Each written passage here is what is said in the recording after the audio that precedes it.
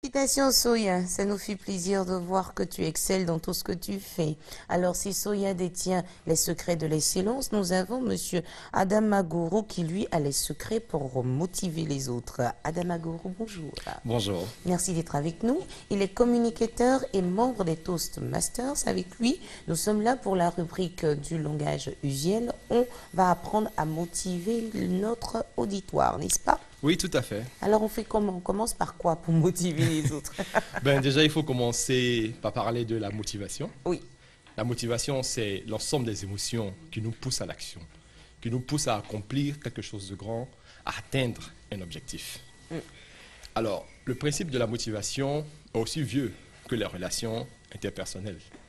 Et depuis l'époque de la révolution industrielle, où on disait en fait que l'homme était condamné à travailler afin de gagner sa pitance quotidienne, nous sommes arrivés à un niveau où finalement, on doit motiver les collaborateurs, les membres d'une organisation, afin qu'ils donnent le meilleur d'eux-mêmes. Mais qu'est-ce qui peut les motiver? Plusieurs choses.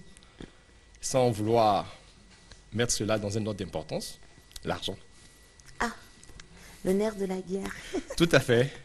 L'argent est l'une des conséquences d'un travail bien fait, c'est le salaire par exemple. Mais à côté du salaire, vous avez les primes, vous avez les bonus, vous avez des primes de rendement. Et en cela, il y a l'exemple des commerciaux, à qui par exemple, on fixe un salaire et à côté, on leur donne un pourcentage qu'on appelle commission. C'est cela. Et cela est de nature à les motiver à accomplir un peu plus, à dépasser leurs objectifs. On leur dit, si vous vendez 1000 ordinateurs portables, vous aurez ceci. Alors, il en vend 1500 parce qu'il sait que cela est proportionnel à la commission qu'il obtiendra. Mais à côté du salaire, il y a un élément important qui est les éloges. D'accord. Oui, par exemple, les éloges permettent de faire passer, disons, un collaborateur moyen au stade de super travailleur. Ah bon? Ah oui. Lorsque vous faites des éloges sincères, des éloges mérités, le travailleur a donc cette sensation du travail bien accompli, mais mieux, pour être à la hauteur de ce que le leader pense de lui, il en fera encore plus. Donc, Mais il faut vous encourager précisez sur un point, éloge sincère, sincère et mérité. et mérité. Éloge sincère et mérité. Parce que quand il n'est pas mérité, la personne au fond sait que ce n'est pas mérité. Tout à fait, la personne sait au fond que ce n'est pas mérité. Donc, Ouais. il faudrait que ces éloges soient mérités et il faudrait que ce soit fait avec sincérité, en rappelant ce que la personne a accompli pour mériter justement ces éloges. Mais en même temps, on n'en fait pas trop aussi. Hein. Oui, alors que c'est un outil très important dans le management des hommes. Non, je veux dire, il ne faut pas trop en faire aussi, sinon après, Oui. il y a des personnes qui disent quand on félicite trop, après, l'individu pense que on a il est tous le entendu cette meilleur. histoire lorsqu'on était gamin. Ah. Non, si tu la félicites trop, elle va baisser les bras, C'est etc., ça. etc. Non, non, mais je crois que pour les personnes responsables qui ont un cahier de charge et un objectif à atteindre, Oui. les encourager de temps en temps est plutôt de nature à les emmener à faire toujours un peu plus. Très bien. Et à côté des éloges, il y a ce qu'on appelle les responsabilités.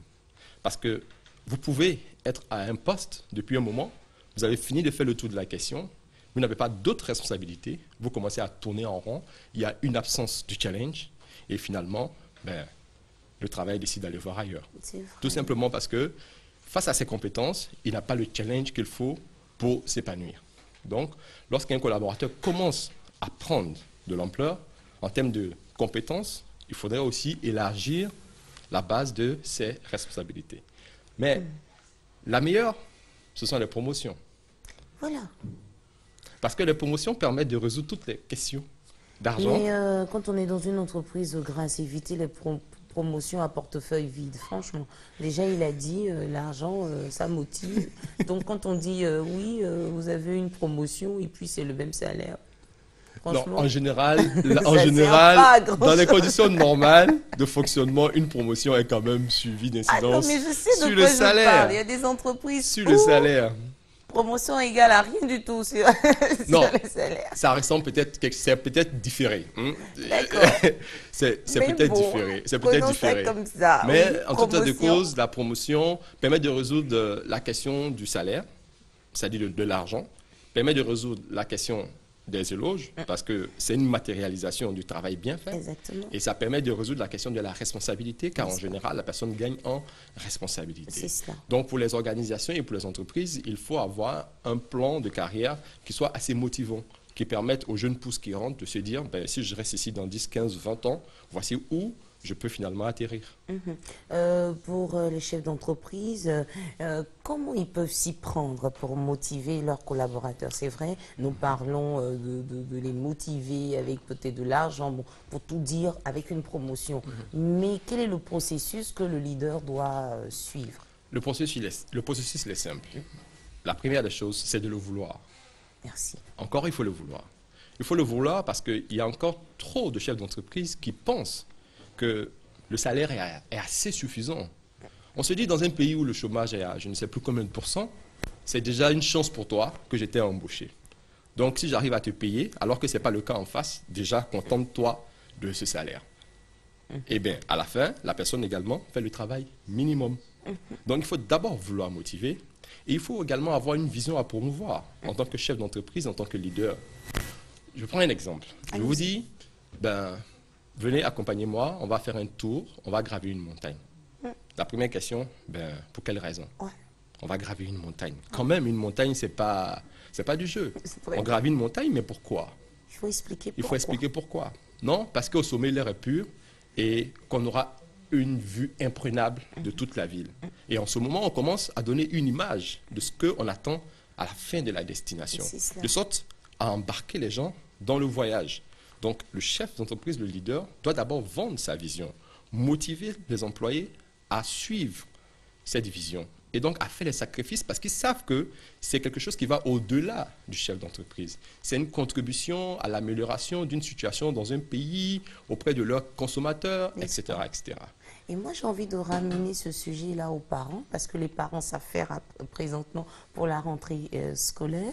Donc, on peut utiliser ce processus-là aussi pour motiver les enfants, leur expliquer pourquoi ils doivent bien travailler à l'école, qu'est-ce qu'ils vont obtenir plus tard, parce que c'est d'actualité aussi. Bien sûr. Et l'avantage avec les enfants, c'est que le croient aux belles histoires. Oui. Voilà. Donc, mais pas les grands enfants, les enfants, pas les grands ados, là, non.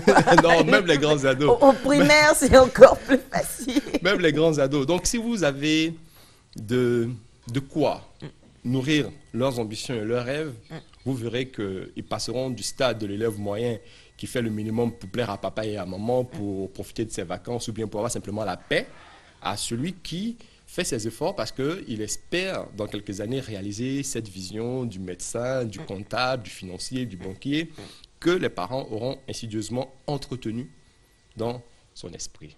Merci beaucoup à vous, Monsieur Adama Gourou. Il était là pour nous aider à motiver nos collaborateurs, nos enfants, nos amis, tous ceux qui nous entourent. On vous dit merci et merci aussi à tous les membres des Toastmasters. Alors, s'il vous plaît, prenez le petit déjeuner. Il a demandé, on le prend direct ou hors antenne. Vous pouvez, vous faites comme vous voulez. C'est offert par le groupe SAM. Merci. On vous souhaite une excellente journée, amis téléspectateurs. Nous marquons une pause qui se veut publicitaire. On se retrouve dans quelques instants.